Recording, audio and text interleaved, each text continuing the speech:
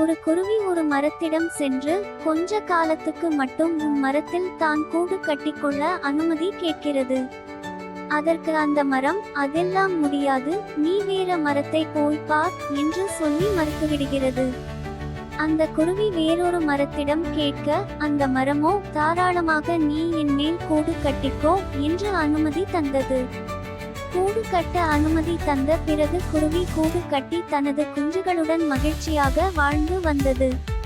திடீரென ஒரு நாள் பலத்த காற்றோடு மழை பெய்ய ஆரம்பித்த போது குருவி முதலில் கேட்ட மரம் தொப்பென்று கீழே சாய்ந்து விட்டது. ஆனால் குருவி கூடு கட்டியிருந்த மரம் மட்டும் உறுதியாக நிற்கிறது. சாய்ந்த மரத்தை பார்த்த குருவி, பார்த்தாயா, அன்னைக்கு நான் வந்து உதவின்னு கேட்டப்ப நீ செய்யல, இப்போ உன்னோட நிலைமையை பார்த்தாயா என்று கிண்டலாக கேட்டு சிரிக்கிறது அந்த குருவி.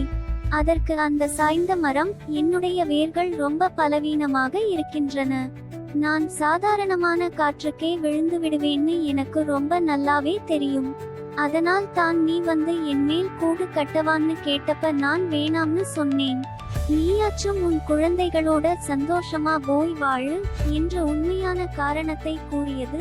உண்மையை அறிந்த குருவி சாய்ந்த மரத்திடம் மனம் வருந்தி